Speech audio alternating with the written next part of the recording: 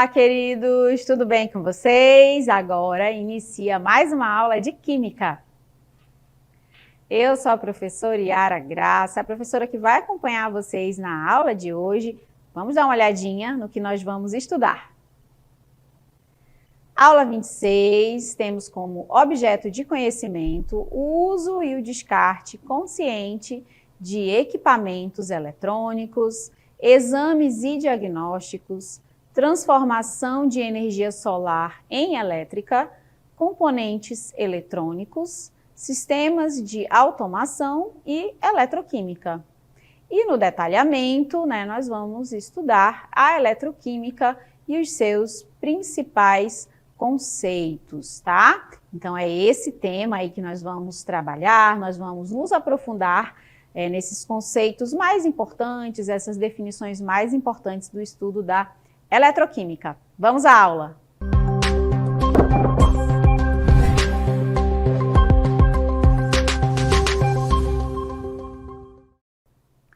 Olá, queridos! Então, a aula de Química, nós vamos trabalhar, vamos abordar esses conceitos iniciais da eletroquímica, que são tão importantes, tá? Então, esses conceitos iniciais, eles vão ajudar vocês aí para todo o estudo da eletroquímica, tá bom? Então, fica atento, presta atenção. Eu trouxe aqui alguns exemplos de objetos do nosso dia a dia, do nosso cotidiano, em que nós nos utilizamos aí de pilhas e baterias. Faço aí uma perguntinha, uma sugestão para vocês de imaginar a sua vida hoje, sem a utilização de pilhas e baterias, tá? A gente fala muito, da questão da eletricidade, tá? Aquela que tá lá que vem pelo fio, que tá na tomada, mas pouco se fala, desse equipamentozinho pequenininho, que são as pilhas e baterias, que fazem a nossa vida funcionar hoje em dia, Então, imagina só a sua vida sem a utilização desses instrumentos, desse equipamentozinho que parece, que não faz muita diferença, mas tenho certeza que faz. Então, aqui nós temos nessa imagem, nesse mosaico, controles, aquele controle lá da televisão, tá, controle do ar-condicionado, por exemplo. Temos aqui os nossos joysticks, do videogame, que também alguns deles se utilizam de pilhas e baterias. Temos, os celulares, temos calculadoras, e aí a gente vai pensar num monte de exemplos de equipamentos que só funcionam à base ou de uma pilha, ou de várias, ou então das nossas conhecidas e famosas baterias, tá?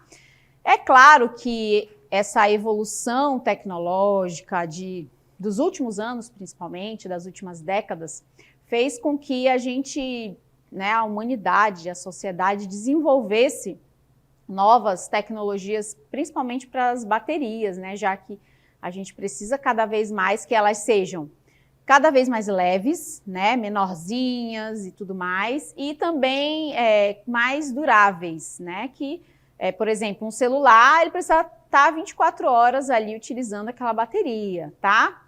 E aí a tendência, esse avanço tecnológico desse instrumento, ele evoluiu bastante. E estava esquecendo, e agora lembrei, os carros elétricos, Então, hoje, a tecnologia que se utiliza ali de bateria, gente, é uma coisa, assim, sensacional. Se você tiver curiosidade aí, não vai dar para a gente falar sobre tudo isso na aula, Mas se você tiver curiosidade, dá uma pesquisada, sobre esse tipo de elemento químico, esse tipo de tecnologia que vem se desenvolvendo ali na aplicação das baterias, por exemplo, para os veículos, movidos a baterias, Bom, bora continuar agora. Agora eu vou apresentar mesmo esse conceito da eletroquímica, olha só.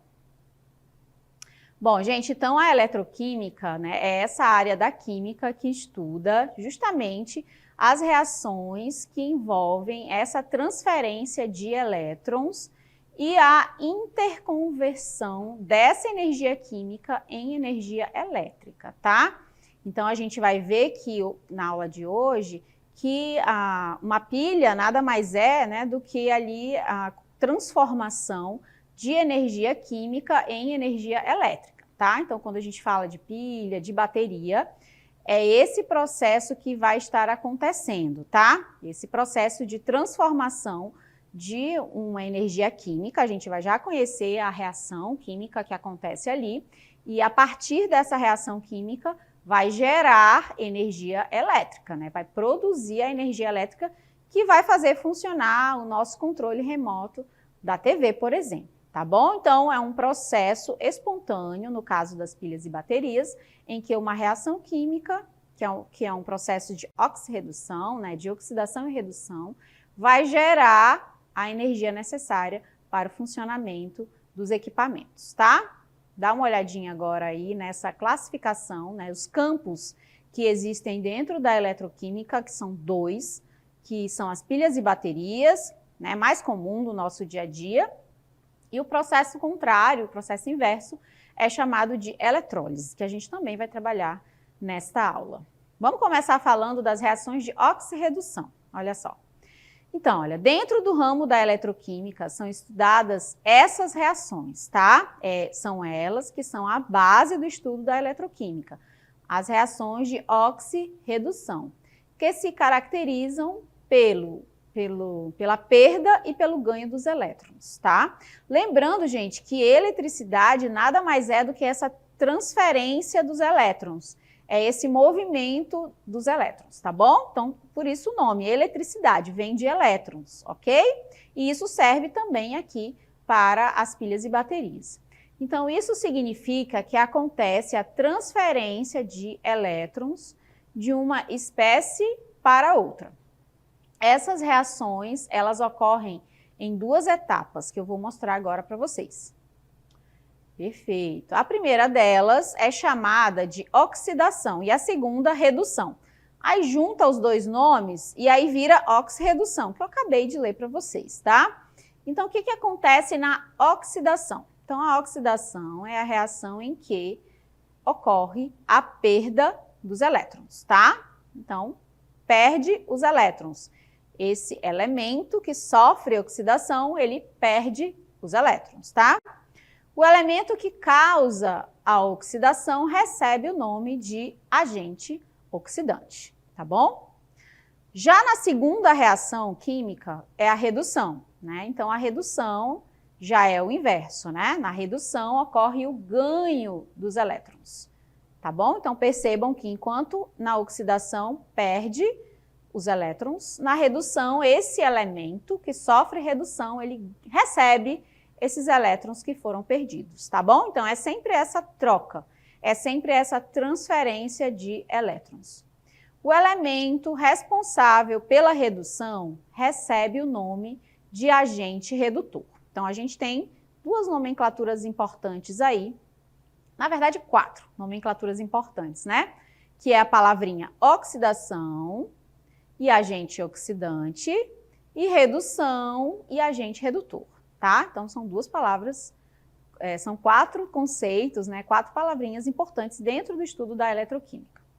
Vamos continuar falando aí dessa reação química que gera energia elétrica, olha só. Bom, gente, então, conhecendo um pouquinho aí das pilhas, né, pilhas e baterias, pilhas ou células voltaicas, que é também outro nome que a gente pode dar para pilha, tá? Elas são dispositivos que transformam essa reação de oxirredução, essa reação química, essa energia química em energia elétrica, por meio de um sistema próprio, tá? Não acontece assim por acaso não, né? Se fosse por acaso, estaria lá na natureza. Isso aí foi algo produzido pelo homem, né? O homem foi lá com a sua inteligência incrível e montou esse dispositivo a partir, né, utilizando essa reação química para gerar corrente elétrica. E montado para aproveitar o fluxo de elétrons provenientes de uma reação química de oxirredução. A pilha de Daniel é um exemplo desse sistema, tá? Então, a pilha de Daniel é uma das primeiras pilhas aí que se tem notícia, né, que explica melhor esse funcionamento. A gente consegue entender bem esse funcionamento do processo, né, da reação de óxido-redução para gerar corrente elétrica. E agora a gente vai ver um vídeo né, que vai explicar um pouquinho mais sobre essa história da pilha de Daniell e todo o seu funcionamento. Então, fica atento, bora dar uma olhadinha no vídeo. A pilha de Daniell foi desenvolvida por John Frederick Daniell em 1836 e é um aprimoramento da pilha de volta. A pilha de volta foi o primeiro sistema químico que utilizou a energia química fornecida por reações químicas para a geração de energia elétrica. Foi desenvolvida por Alessandro Giuseppe Volta em 1800. A pilha de volta era construída pelo empilhamento de discos de zinco e prata, separados por discos embebidos em ácido sulfúrico, com um fio condutor unido às extremidades e formando circuito elétrico fechado, permitindo o fluxo de elétrons e a geração de energia.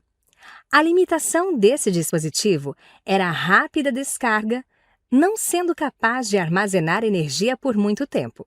Além disso, por utilizar solução ácida, o dispositivo apresentava toxicidade pela liberação de gases. Mais segura e eficiente no armazenamento, a pilha de Daniell é construída apenas por duas placas metálicas de cobre e zinco, imersas em soluções aquosas dos respectivos íons. A sua principal característica é possuir dois compartimentos separados, conhecidos como semicelas, que comportam as placas metálicas imersas nas respectivas soluções aquosas. Um dos eletrodos era formado por uma placa de zinco metálico mergulhada em uma solução que continha cátion zinco, como uma solução de sulfato de zinco. Já o segundo eletrodo era formado por uma placa de cobre metálico mergulhada em uma solução que continha cátions cobre, como uma solução de sulfato de cobre. Esses dois eletrodos eram interligados por um circuito externo com uma lâmpada, cujo acendimento indicaria a passagem de corrente elétrica. Além da lâmpada realmente acender, com o passar do tempo ocorreram outras mudanças no sistema, que foram: a placa de zinco foi corroída, perdendo massa. A placa de cobre aumentou de massa. A solução de sulfato de cobre era azul inicialmente e foi ficando mais descorada. Essas mudanças ocorreram graças às reações de óxido-redução entre os dois eletrodos. Visto que o zinco é mais reativo que o cobre, ele passou a transferir seus elétrons para o cátion cobre do outro eletrodo, ao qual estava interligado por meio do fio condutor. Desse modo, o zinco metálico sofreu oxidação, perdendo elétrons, tornando-se polo negativo dessa pilha, que é chamado de ânodo. Portanto, visto que o zinco metálico foi consumido, transformando-se nos cátions zinco, a massa da lâmina de zinco foi diminuindo com o tempo. Por outro lado, os cátions cobre da solução receberam os elétrons que o zinco transferiu e, desse modo, esses cátions sofreram redução, transformando-se em cobre metálico. Dessa forma, esse eletrodo de cobre tornou-se o polo positivo. A cor azul da solução era ocasionada graças aos cátions cobre dispersos nela. Mas esses cátions foram sendo consumidos, transformando-se em cobre metálico. Por isso, houve diminuição da cor azul da solução e aumento da placa, visto que o cobre metálico formado depositou-se nela. Que vídeo incrível, né? Nele é possível entender todo o funcionamento da pilha de Daniell. Primeiro, né, ele inicia falando da pilha de volta, que foi a primeira pilha montada, mas, né, ele foca bastante nessa pilha de Daniell, explicando todo o seu funcionamento. Agora eu coloquei para vocês aqui o esqueminha da pilha de Daniell, só para a gente reforçar todos esses conceitos novamente, olha só. Então tá aí, né, a pilha de Daniell, ela tem esse formato que você vê aí. De um lado, o zinco, tá? Do outro lado, o cobre, né? E quais são esses termos que a gente tem que sair dessa aula sabendo, né? Que na semicela do zinco, tá aqui o zinco, né? Que é o Zn, a gente tem uma semicela que chamamos de ânodo, tá? Então, onde está o zinco mergulhado numa solução de zinco também, é o ânodo. E o que acontece né, nessa semicélula? Acontece o processo de oxidação, tá? Ou seja, a perda dos elétrons, ok? Já do outro lado, que é a semicélula do cobre, tá aqui o cobre, mergulhado numa solução de cobre também, a gente tem o cátodo.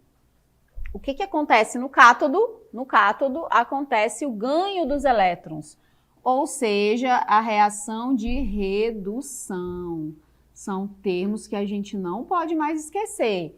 Na pilha, o ânodo, acontece a oxidação, ou seja, a perda dos elétrons. No cátodo, acontece a redução, ou seja, o ganho dos elétrons, tá? Outra coisa importante é o polo, né? No polo da oxidação, a gente chama de polo negativo da pilha, né? Já na redução, a gente chama de polo positivo da pilha, o ganho dos elétrons. Ponte salina também é algo importante, é ela que conecta essas duas soluções, tá? Então, é a partir da ponte salina que os íons circulam. Isso aqui a gente chama, um circuito, né? Então, enquanto os elétrons fluem do zinco para o cobre, tá vendo a setinha? Essa setinha é o fluxo dos elétrons. Lembrem-se sempre que a eletricidade é elétron em trânsito, é elétron se movimentando, né? Então, os elétrons fluem, né, pelo fio do zinco, ou seja, do ânodo para o cátodo, enquanto que os íons fluem, né, na ponte salina no sentido contrário, né, fechando esse nosso circuito. Então, a ponte salina também é algo muito importante dessa pilha, tá bom, gente? Então, só para a gente reforçar conceitos importantes dentro da eletroquímica. Agora, a gente vai observar esquemas que são muito utilizados para representação de pilhas. Olha só. Esse esqueminha que a gente vai ver a partir de agora é como costuma aparecer nos exercícios, né? Como a gente costuma representar uma pilha, tá? Então, nós temos aí a equação que representa o processo que está acontecendo no cátodo, que é o do cobre, né? Lembrem-se que é o ganho dos elétrons, né? Então, o cobre mais ganha 2 elétrons, se transforma em cobre zero sólido. Já no ânodo, o que acontece? É o processo, né, de oxidação, ou seja, a perda dos elétrons. O zinco zero se transforma em zinco 2 e perde 2 elétrons, tá? Para o sistema, né? Aí a equação geral dessa pilha, né, vai ficar zinco zero mais cobre 2, formando cobre zero mais zinco 2. Essa, até coloquei entre aspas aí, essa barrinha que você está vendo, entre aspas, ela representa as diferenças de fases entre reagentes e produtos, tá? Essa convenção mundial, como eu havia comentado inicialmente com vocês, é como a gente representa uma pilha, olha só.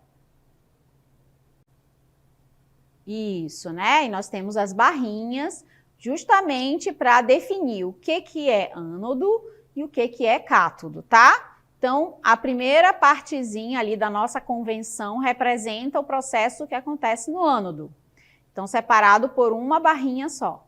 Então, a primeira é a substância metálica que sofre oxidação, no caso é o zinco zero, né? Depois, esse zinco se transforma em zinco 2. E aí tem uma barrinha separando os dois, né? Aí, as duas barrinhas indicam justamente a separação dessas duas semicelas, a do zinco e a do cobre, tá? Do outro lado, nós temos o cátodo. Quem está lá no cátodo? O cobre, né? O cobre 2 se transformando em cobre zero. E é sempre dessa maneira que a gente vai costumar representar todas as pilhas. Essa daqui é a pilha de Daniell, né? Que é a pilha de zinco e cobre. Mas existem outras pilhas com outros metais ou outros elementos. E aí, sempre que você olhar esse esqueminha, essa convenção mundial, é isso que você vai extrair, né? O primeiro que aparece é sempre o ânodo, ou seja, o processo de oxidação. E o segundo que aparece é sempre o cátodo, ou seja, o processo de redução, tá bom? Agora, a gente vai para o segundo tipo ali, segunda representação da eletroquímica, que é a eletrólise, olha só. Então, gente, a eletrólise, ela é a reação de oxirredução que ocorre de modo não espontâneo.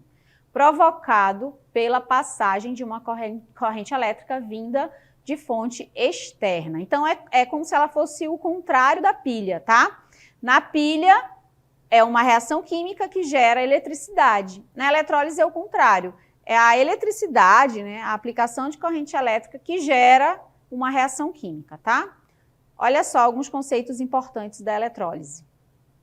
Bom, ela acontece em uma célula galvânica, né, que é um recipiente, e pode ser feita de duas maneiras, tá? A primeira delas é a ígnea, ou seja, aquela em que o eletrólito, aquela substância lá que vai participar da eletrólise, ela vai estar fundida. Todo mundo lembra desse termo?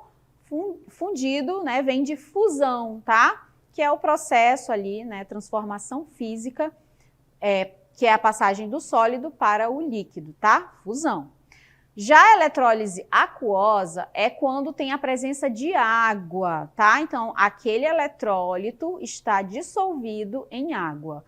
Na ígnea não tem água, tá, pessoal? O eletrólito está fundido, ou seja, a partir do aumento da temperatura, ele passou do sólido para o líquido.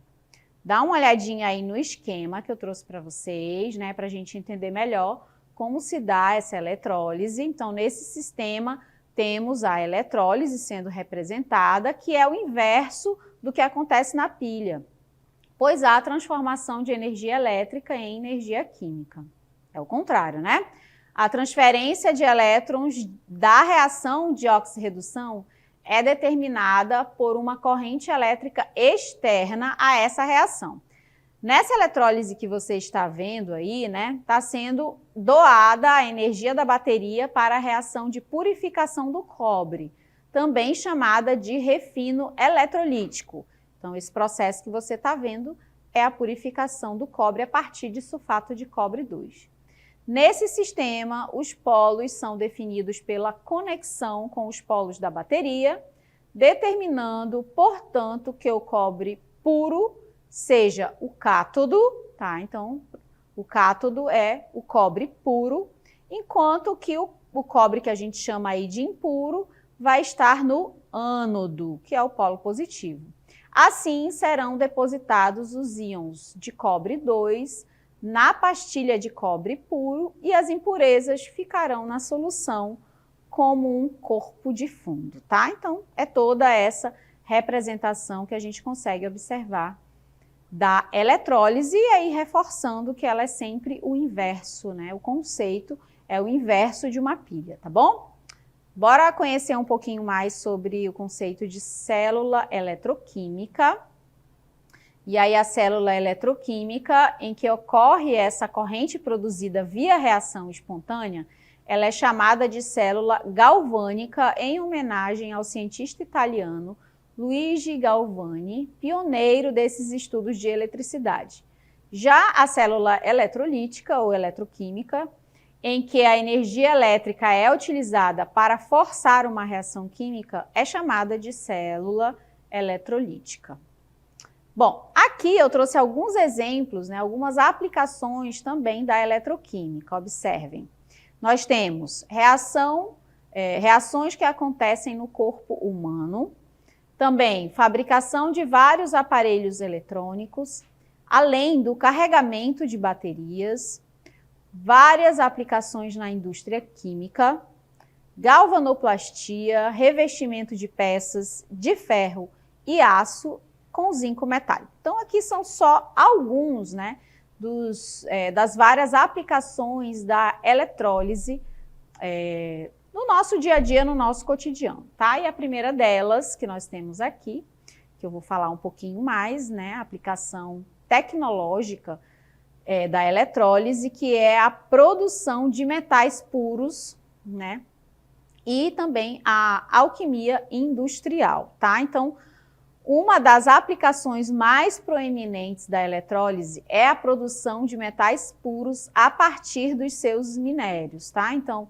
produção de ferro, produção de alumínio, tá? Tudo isso é feito a partir da eletrólise, né? Então, por exemplo, a produção industrial do alumínio envolve a eletrólise da alumina que tem a fórmula de Al2O3, né, como estrutura, dissolvida em criolitina, né? Esse método permite a obtenção de alumínio de alta pureza, e esse alumínio justamente ele é crucial para a indústria aeronáutica, para as embalagens e também para a fabricação de peças industriais. Ok? Então, aí uma das aplicações. Vamos para a próxima aplicação. Também uma aplicação tecnológica, que são os processos eletrometográficos.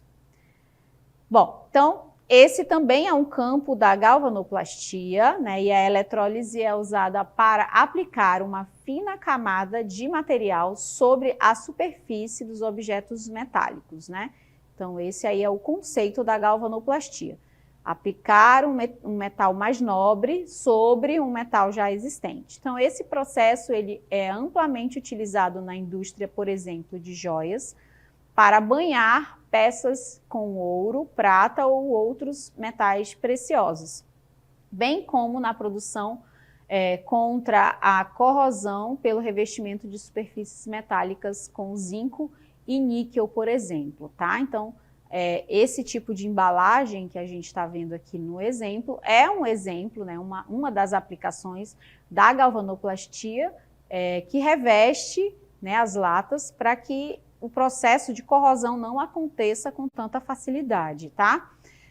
As latas são feitas de um metal menos nobre e aí faz esse revestimento com um metal mais nobre, ou seja, o metal mais nobre é aquele que não corrói com tanta facilidade, né? E aí faz com que a vida útil desse tipo de material, de objeto, seja mais longa. O mesmo acontece para as joias e bijuterias, tá? É dessa maneira que é feito ali o processo de galvanoplastia. Mais uma aplicação, olha só. Temos a hidrólise e tratamento de efluentes, tá? É outra aplicação, né, que inclui a hidrólise da água para a produção de hidrogênio e de oxigênio, que é uma alternativa ambiental sustentável para obter combustível limpo.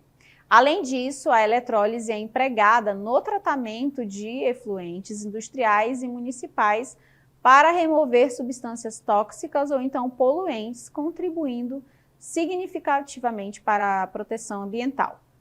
Mais um exemplo nós ainda temos, né, que é a importância científica e social da eletrólise, que é esse processo que a gente vem observando na aula de hoje.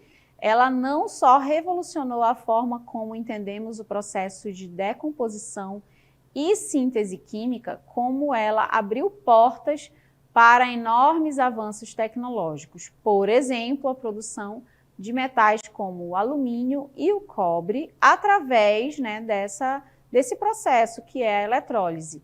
E ela é um suporte vital para a indústria elétrica e também para a indústria de construção, tá, gente?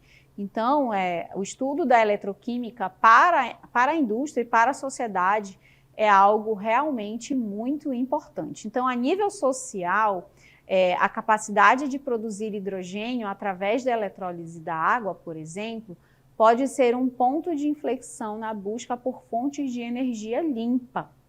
De fato, a eletrólise ela é vista como um processo-chave na transição para uma economia de hidrogênio, onde o hidrogênio atua não apenas como um combustível, mas também como um meio de armazenagem e transporte de energia, tá, gente? Então, seria revolucionário aí, se fosse possível, se em algum momento aí da nossa história, né, a gente puder, né, fazer essa transição, né, energética para o hidrogênio, e essa transição vai se dar futuramente justamente por conta do processo da eletrólise, tá bom? Então, por aqui finalizamos a aula de hoje, falamos da eletroquímica, né, que é essa área da química que estuda esses processos que envolvem a eletricidade. Aí nós falamos sobre as pilhas, sobre as baterias e sobre a eletrólise, lembrando e reforçando que pilhas e baterias e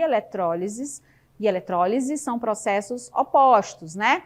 Enquanto na pilha e bateria uma reação química gera a corrente elétrica, Na eletrólise é o processo inverso, né? É a corrente elétrica que gera uma reação química, tá, gente? Espero que vocês tenham gostado da aula de hoje. Até uma próxima oportunidade.